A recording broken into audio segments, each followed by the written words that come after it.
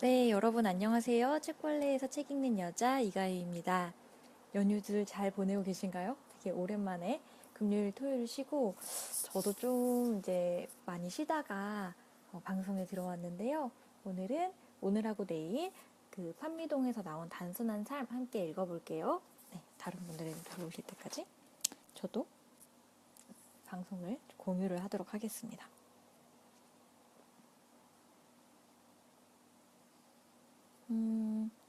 저는 저희 부모님이 전원 생활을 하고 계셔서 네, 사무실입니다. 사무실에 그 빈백 있는 데에 앉아 있고요. 음, 저는 부모님이 춘천에서 전원 생활을 하셔가지고 어저께 기차 타고 갔다가 오늘 어, 오늘 조금 전에 올라왔어요. 그래가지고 8시 기차를 타고 지금 용산역에 도착하니까 9시 한 20분 정도 돼가지고 급하게 또 방송을 하러 사무실로 달려왔는데요. 저희 어머니는 이제 분당으로 차를 운전해가지고 들어가시는데 아직도 청평 쪽에 계시다고 네, 지금쯤 어디까지 갔는지 궁금하네요. 네, 여러분들 반갑습니다. 지금 들어오신 분들 김승빈님, 정명선님, 김효진님, 어, 민철호님, 임상수님, 이동섭님, 장짐선님, 소리가 잘 안 들린다고, 네, 나쁜 양님, 안상국님, 네, 소리 혹시 잘 안 들리시나요? 아, 저는 이어폰으로 하고 있는데, 계속해서 안 들리면은 다른 조치를 한번 취해보겠습니다. 제가 소리를 조절할 수 없는 관계로 스피커에 사운드를 좀 올려주시거나 아니면 밖에 나갔다 들어오시면 조금 네, 해소가 될 것 같아요. 네, 박소리님 전 책을 읽어드리는 책 방송을 하고 있습니다. 네, 박재홍님 반갑습니다. 이제 오늘 읽어드릴 책은 단순한 삶이라는 책이에요. 음, 요즘 사실 단순한 거에 대한 트렌드가 있죠. 그래서 나는 단순하게 살기로 했다. 이 책도 굉장히 공전의 히트를 치고 있고, 심플에 대한 책들이 서점에 가도 굉장히 많이 있어서 사실은 이 책도 그러한 맥락에서 나왔다라고 생각이 됩니다. 그런데 또 이제 제목이나 사실 제가 조금 더 잘 보여드리면 좋은데 아시겠지만 제가 지금 화면이 뒤집혀 있잖아요. 제가 맨날 이 종이를 출력해가지고 지금 준비를 하고 있어요. 근데 실제로는 그냥 하얗고 깨끗한 책에 이렇게 새로 띠지가 돼 있어가지고 저는 책 표지가 굉장히 마음에 들었던 책이고요.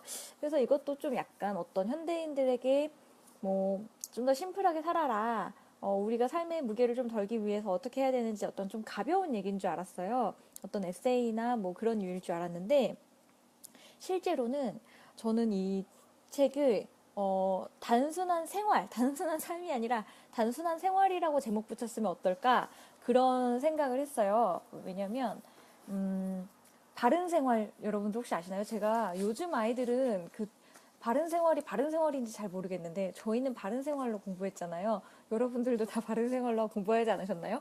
그래가지고 조금 더 어떤 도덕적인 그 가치와 우리가 인간으로서 지향해야 될 지향점 그런 어떤 가치 체계 이런 거에 대한 책이었어요. 읽어보니까.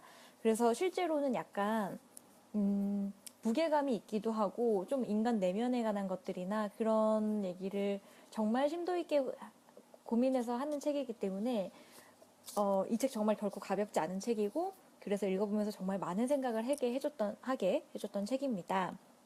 어떤 느낌이 들었냐면요. 여러분들 알랭드 보통 아시죠? 그 이제 작가분이 뭐라고 했냐면 과거에는 우리가 어떤 삶의 가치 체계에 대한 거 있잖아요. 어떻게 살아야 되나, 무엇을 우선시하고 살아야 되나, 우리는 살면서 어떤 것을 가치를 우선순위를 해야 되나라는 것들을 종교에서 대다수 그 역할을 해줬대요. 그런데 지금 오늘날 현대사회에서는 종교가 없어졌잖아요. 그런데 학교에서도 그런 걸 가르치지 않죠. 그리고 가정에서도 그런 것들을 사실 심도 있게 우리가 고민하기 어렵잖아요. 그래서 그런 인간이 기본적으로 가져야 할 어떤 도덕적인 관념이나 이런 것들을 가르쳐 주는 데가 아무도 없다. 그것이 이제 현대사회가 굉장히 좀 뭔가 어떤 가치가 붕괴하는 그런 이유이다라는 것을 그런 얘기를 하고 그러면서 알랭드 보통 본인이 인생학교라는 걸 세우죠. 그런 식으로 우리 삶에서 중요한 것들을 배워나가는 그런 인생학교를 세우는데 그러한 측면에 있다고 보시면 좋을 것 같아요. 작가는요, 샤를 와그너예요. 그래서 이 책이 되게 재밌는 게 뭐냐면, 실제로는 나온 지 100년 된 책입니다. 샤를 와그너는 프랑스 사람이고요. 진보적 목사였어요.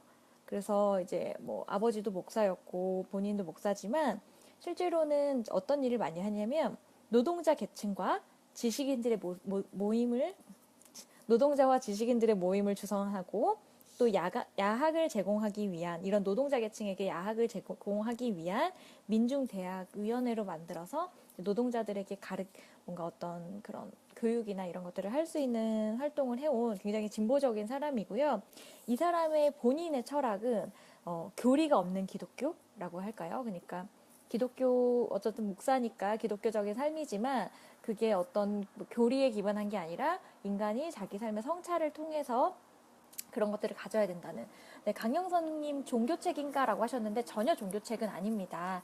그런데 어떻게 우리가 좀 더 단순하게 살 수 있을까? 그런 얘기를 하고 있다고 보시면 될 것 같아요. 그래서 이 책이 언제 쓰여졌냐?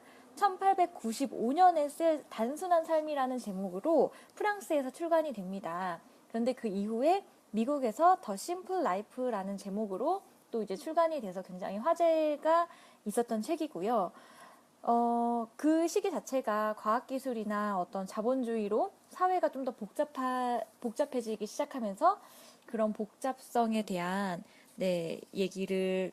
복잡성에 대한 것들, 사회의 문제가 됐기 때문에 이분이 좀 더, 그 단순한 삶에 대해서 어떻게 우리가 살아야 되나 그런 얘기들을 하고 있고요. 그 민철호님 말대로 100년도 넘은 책인데 그냥 오늘날 썼다고 해도 만약 이런 맥락을 모르고 읽는다 그러면 전혀 그걸 모를 만큼 굉장히 오늘날에도 유효한 얘기입니다. 그래서 제가 오늘 이 책을 같이 읽어봐 드리도록 할게요. 이영우님 소리가 좀 잘 안 나온다고. 그래서 저도 좀 소리에 대해서 좀 더 고민을 하겠습니다. 책벌레 운영자님이 적어주신 대로 오늘은 샤를 와그너의 단순한 삶을 읽어보도록 하겠습니다. 그래서 조금 릴렉스한 마음으로, 그래서 저도 오늘 저기 제 책상 말고 여기 빈백으로 자리를 옮겨봤어요. 저는 오늘 되게 이렇게 밭에, 야외에서 그늘진 데서 굉장히 한가롭게 이 책을 읽었는데 마음이 굉장히 편안해졌는데 여러분들도 들으시면서 오늘 좀 그런 시간을 가지셨으면 좋겠습니다. 그래서 이 책은 총 13개의 챕터로 되어 있고요. 우리의 복잡한 삶부터 단순함의 본질, 단순한 생각, 단순한 말, 단순한 욕구, 단순한 기쁨 이런 식으로 어떤 단순한 삶의 전반에 대해서 얘기를 해나갑니다. 첫 번째 챕터인 우리의 복잡한 삶부터 읽어드릴게요. 그 소제목이 되게 재밌는데 이토록 복잡한 결혼식입니다. 블랑샤르신의 집은 지금 온통 뒤죽박죽 야단 법석이다. 다음 주 화요일이 그 집 딸 이본느 양의 결혼식인데 벌써 금요일이 되었기 때문이다. 선물을 하나를 안고 온 손님들, 주문한 상품꾸러미를 들고 온 상인들이 끊임없이 집안을 들락거린다. 가족들과 예비 신랑 신부는 정작 발붙일 곳도 없어 사는 꼴이 영 말이 아니다. 낮에는 양복 재단사이며 모자 제조인, 가구 제작자, 보석 세공인, 실내 장식업자, 연회업자 등을 만나느라 눈코 뜰 새 없이 바쁘다. 그 다음에는 정신없이 관공서로 달려가 잡다한 서류 더미에 파묻혀 등본을 만드는 사무원들을 물끄러미 바라보며 차례를 기다린다. 간신히 짬이 나서 집에 돌아간다 해도 이번에는 갖가지 저녁 모임에 참석할 채비를 해야 한다.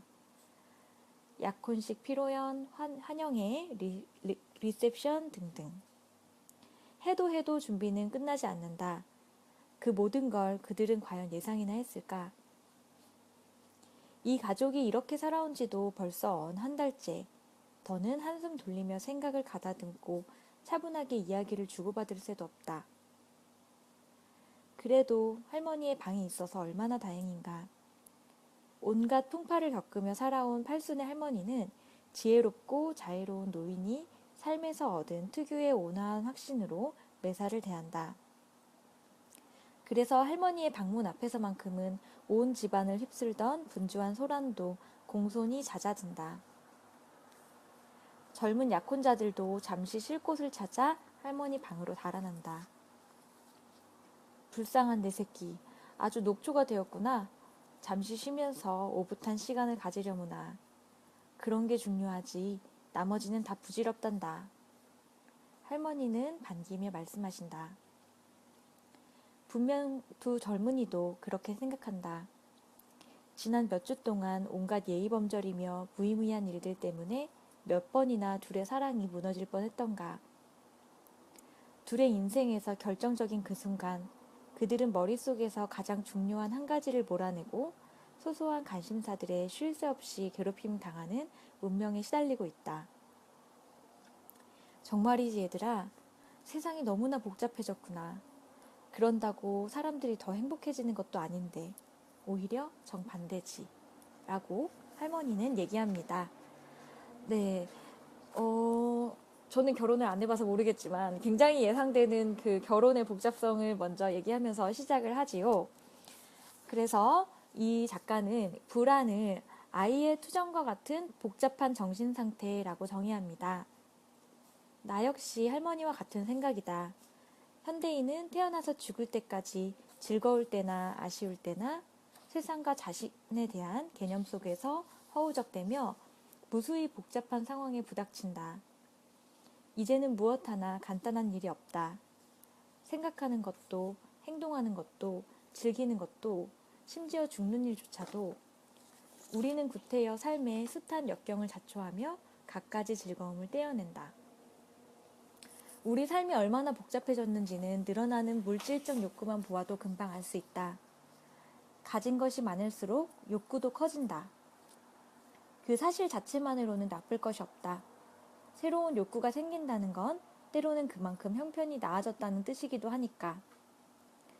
목욕을 하고 정갈한 옷을 입고 청결한 집에 살면서 몸에 좋은 음식을 먹고 여유로운 마음으로 교양을 쌓고자 하는 욕구를 느낀다는 건 그만큼 능력이 있다는 징조다. 그런데 어떤 욕구들은 당연하고 바람직하지만 어떤 욕구들은 기생충처럼 들러붙어 우리를 착취하며 치명적인 영향을 미친다. 우리가 염려하는 점은 바로 그런 욕구들이 점점 늘어나 강압적으로 우리를 사로잡는다는 것이다. 우선 전체적으로 볼 때 요즘 사람들은 우리 조상들보다 더 만족스럽고 미래에 대해 더 확신하며 살고 있을까? 요즘 사람들이 사는 모습을 보고 있으면 대부분 자신의 운명에 만족하지 못하는 것 같다. 무엇보다도 물질적인 욕구에 집착하고 미래에 대한 걱정에 골몰한 듯 보인다. 예전보다 잘 먹고 잘 입고 잘 살면서부터 생계와 주거 문제는 더 첨예해지지도 편협해지지도 않았다. 사람들은 그저 그 문제를 생각하며 착각에 빠질 뿐이다. 늘 이렇게 물으면서 뭘 먹고 뭘 마시고 뭘 입지? 당장 끼니를 때울 빵도 몸을 뉘을 집도 없는 내일에 대한 극심한 불안에 빠진 가난한 사람들이나 떠올릴 법한 질문이다. 그러니까 우리가 하는 이런 고민들이 사실 가난한 사람들이나 할 법한 질문들로 우리는 매일 골머리를 앓고 산다는 것이죠. 이제 조금 먹고 살만해진 사람들을 보면 지금 가진 것에 대한 만족감을 누리기보다는 아직 갖지 못한 것에 대한 아쉬움으로 얼마나 전전긍긍하는지 알 수 있다. 그리고 어느 정도 유복한 사람들, 특히 부유한 사람들을 보면 호사를 누리면서도 미래에 대한 근심을 떨치지 못하는 모습을 엿볼 수 있다. 옷이 한 벌밖에 없는 여성들이 매일 무슨 옷을 입을까 고민하지 않는 것처럼 꼭 필요한 음식만 절제하며 먹는 사람들은 내일 무얼 먹을까 고민하지 않는다. 만족감이 커질수록 욕구도 커진다는 법칙에 따라 당연히 가진 것이 많을수록 원하는 것도 많아지는 법이다. 이러한 모든 점에서 사회 계층과 조건에 따라 정도의 차이만 있을 뿐 불안감이 널리 퍼져 있음을 알 수 있다.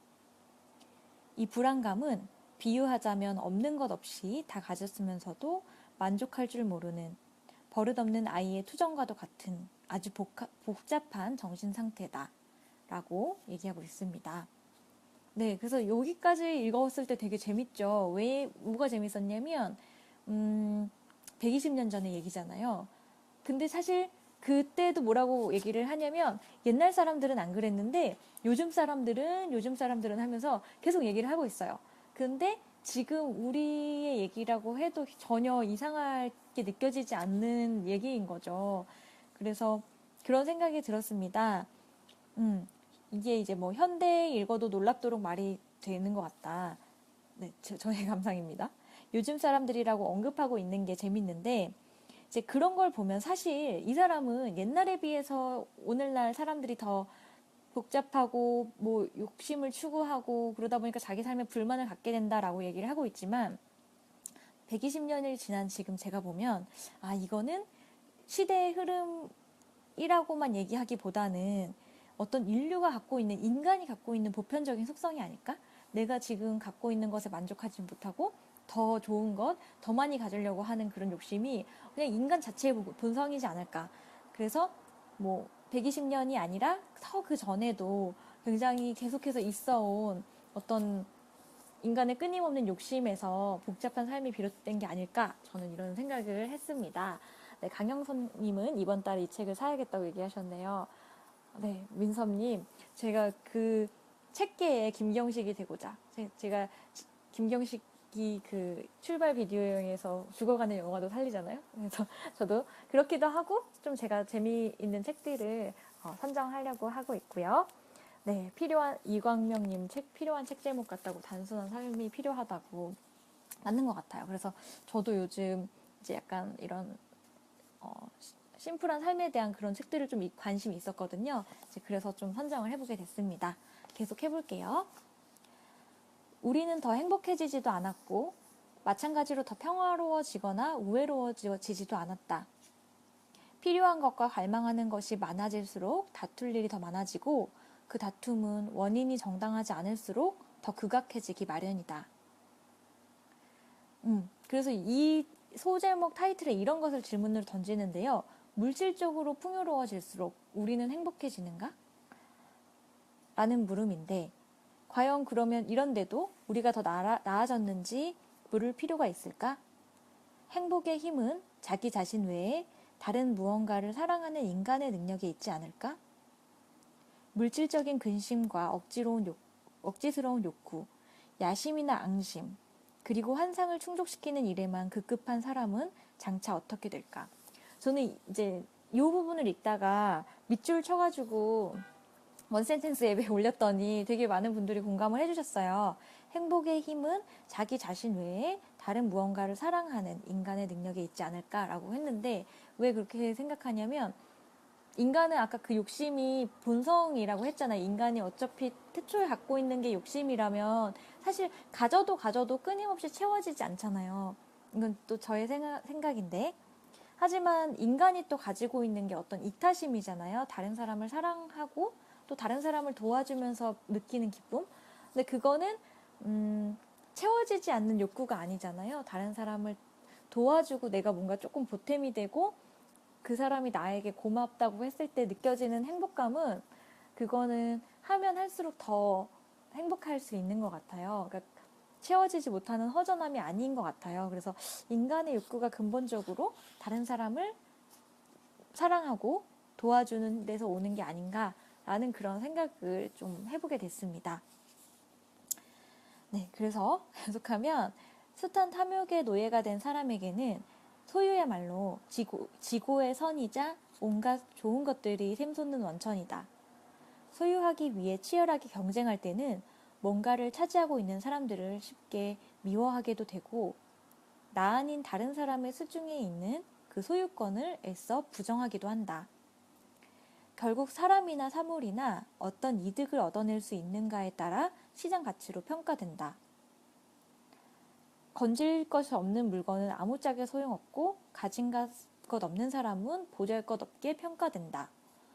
청빈함은 부끄럽게 여겨지지만 돈은 비록 부정한 돈일지라도 그리 어렵지 않게 장점으로 꼽힌다. 그러면 이렇게 반박하는 사람도 있을 것이다. 그럼 지금 현대적인 진보를 싸잡아 비난하는 거요? 그리운 옛날로 금욕적인 생활로 돌아가라는 거요? 천만에 과거를 되살리려는 욕망은 가장 비생산적이고도 위험한 이상일 뿐이다. 삶을 포기하는 것이 잘 먹고 잘 사는 비법은 아니다. 다만 대책을 마련하기 위해 사회 진보를 가장 무겁게 누르는 실수를 밝히려고 한다.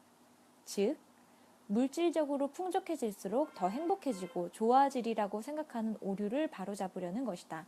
그러니까 이 작가는 그런 어떤 인간이 욕구를 추구하고 그런 것 자체가 잘못됐다는 게 아니라 어떤 우리가 흔히 생각하는 가정, 물질적으로 풍부해지면 나는 더 행복해질 거야 라는 생각 자체가 잘못됐다고 지적을 하고 있습니다. 균형 잡히지 않은 물질적 유복함 때문에 행복해질 가능성은 줄어들고 품격이 떨어진다는 사실을 입증하는 사례가 무수히 많다. 문명의 가치는 곧 그 중심에 있는 인간의 가치다. 문명의 중심에 있는 인간에게 도덕적 청렴함이 결여되어 있다면 제 아무리 진보한다 한들 악을 더 가중시키고 사회 문제들을 더욱 복잡하게 만들 뿐이다 라고 얘기하고 있습니다.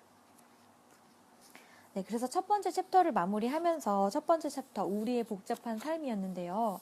중요한 것은 환경이 급변하는 와중에도 인간은 여전히 인간인지라 주어진 삶 속에서 자신의 목적을 향해 꿋꿋이 나아가야 한다는 점이다. 그리고 목적지에 도달하기 위해 어떤 길을 걸어가든 나그네는 샛길로 빠지지 말아야 하고 쓸모없는 짐들 때문에 거추장스럽지 않아야 한다. 부디 방향과 기력과 존엄성을 잃지 말고 어떤 대가를 치르더라도 앞으로 나아가야 한다는 본질에 집중하여 짐을 간소하게 꾸리기를. 네, 이렇게 첫 번째 챕터를 마무리하고 있습니다. 제가 조금 이제 제가 인상 깊었던 부분만 밑줄 친 부분만 읽어드리다 보니까 이제 흐름이 조금 끊겼을 수도 있는데 결국 인간한테 중요한 건 내가 무엇을 위해 사느냐라는 그런 어떤 근본적인 가치에 대해서 끊임없이 생각을 해야 된다. 그렇지 않으면 이 복잡한 시대에 우리는 굉장히 무력만 추구하느라 만족하고 행복하지 못할 수도 있다라는 게 첫 번째 챕터를 정리할 수 있을 것 같아요. 네, 그래서 오늘 두 번째 챕터 단순함의 본질까지 좀 더 소개를 해드리도록 하겠습니다. 그러면 이 사람이 주장하는 단순함이란 도대체 무엇이냐? 과연 청빈한 삶이냐? 어떤 것을 이 사람이 단순하다고 말하는지 얘기를 하고 있습니다. 흔히 단순함을 생각하면 단순한 게 외적인 특징이 있어서 우리가 단박에 알아볼 수 있을 거야 라고 여기는 경향이 있다. 순박함과 수수한 신분, 소박한 옷차림, 검소한 집, 초라함, 가난 이런 것들이 단순함과 어울릴 거라고 착각한다. 하지만 실은 그렇지 않다. 옷차림은 중요하지 않다. 마음을 보아야 한다. 겉보기에 소박해 보이는 옷차림도 확실한 증표가 될 순 없다. 그러니까 소박하고 검소하게 사는 사람이 단순하다고 말하지 않는 거예요. 예를 들면 아주 최고급 세단을 타고 있어도 실제로 단순하게 살고 있을 수도 있고, 아주 가난하고 누더기의 그런 모습을 가지고 있다고 하더라도 실제로 마음가짐은 단순하지 않을 수 있다는 거죠. 어떤 형태로 삶을 살아가든 어떤 사회적 위치에 있든 인생이 정상에 있든 밑바닥에 있든 단순하게 사는 사람이 있고 그렇지 못한 사람이 있을 뿐이다. 그리고 이제 이 사람이 생각하는 단순함의 정의가 나오는데요. 단순함은 일종의 정신 상태다.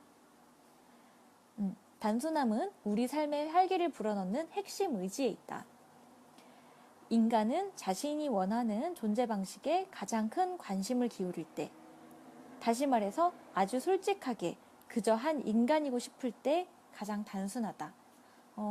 조금 어렵게 들릴 수도 있지만 내가 예를 들면 직업으로 좋은 대기업 직장인이나 아니면 이제 물론 이 시대와는 좀 다르겠지만 어떤 신분이나 내가 갖고 있는 재산이나 이런 것으로 평가하려고 하지 않고 내가 어떻게 존재할 것이냐 자체에다 집중할 때 인간은 가장 단순해진다라고 얘기를 하고 있습니다.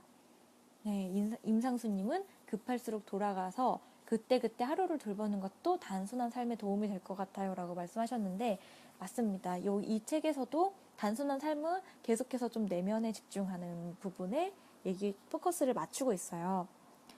그래서 이제는 인간의 실질적인 이상을 보고자 한다. 인간의 이상은 삶을 그 자체보다 훨씬 더 위대하게 바꾼다. 존재 또한 비유하자면 우리의 존재 또한 원료와 같다. 본래 어떤 존재인지보다 그 존재에서 무엇을 끌어내는지가 더 중요하다. 우리는 서로 다른 재주를 갖고 태어난다. 어떤 이는 금을, 어떤 이는 화강암을, 또 어떤 이는 대리석을, 그리고 대부분은 나무나 진흙을 갖고 태어난다. 우리가 맡은 임무는 그 원료를 다듬어 나가는 일이다. 진정한 삶은 일상 속에서 정의, 사랑, 진실, 자유, 도덕적 힘과 같은 더 높은 덕목을 어떻게든 실현하는 삶이다. 각자 갖고 태어난 소질이 다르고 처한 사회적 여건이 다양하더라도 그런 삶은 가능하다. 삶의 가치는 운이나 개인적인 장점이 아니라 그런 것들을 어떻게 활용하느냐에 달렸기 때문이다. 그래서 이 저자가 말하는 기는 단순한 정신은 물려받은 게 아니라 노력해서 얻는 결과다라고 얘기를 합니다. 네. 그러니까 자기가 어떤 존재가 되고 싶으냐를 명확하게 정의하고 그걸 계속 노력해서 읽어 나가는 게 단순한 정신이라는 거죠. 생활은 검소하게, 생각은 고상하게 하는 비법은 바로 간소화에 있다.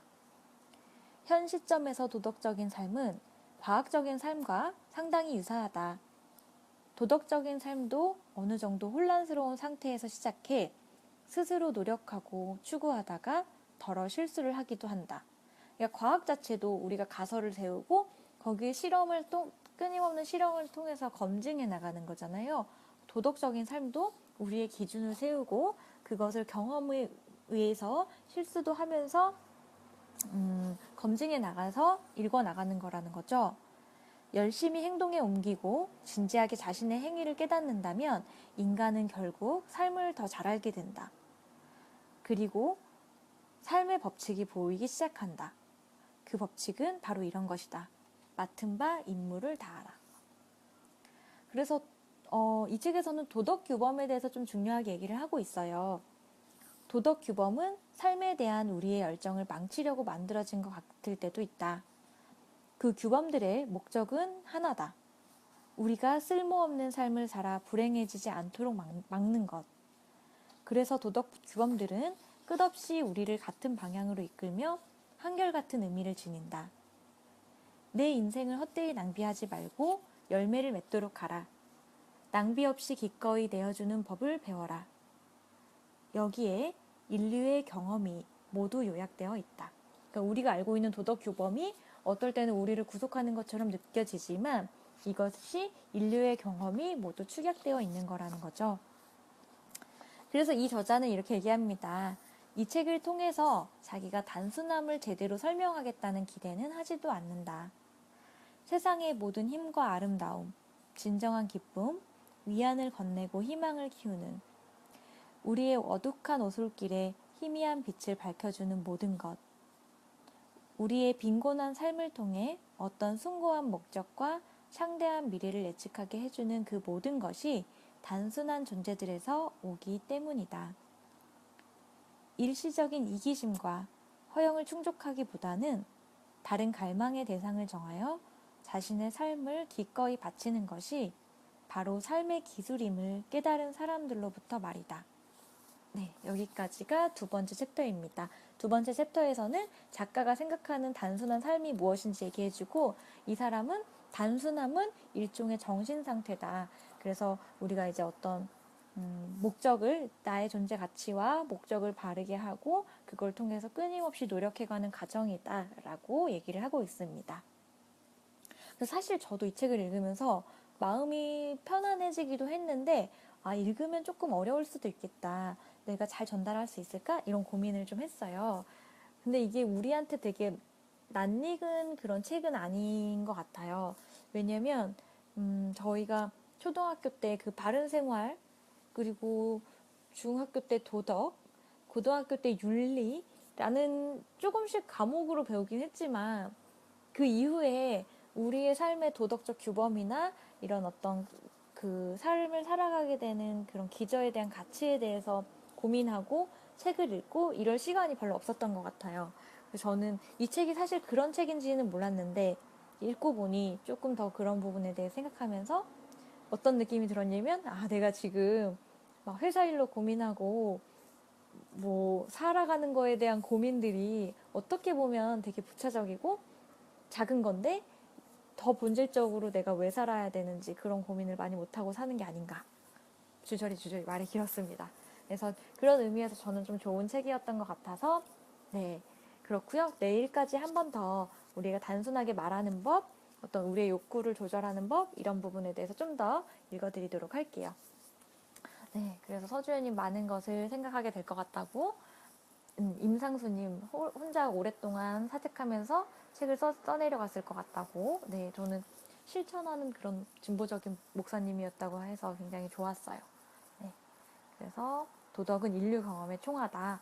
네, 그래서 저희도 좀 도덕에 대해서 고민을 해보는 시간이 되면 어떨까 그렇게 생각했습니다. 그러면 여러분, 저는 또 내일 단순한 삶에 더 좋은 파트를 가지고 다시 찾아올게요. 여러분, 안녕히 주무세요.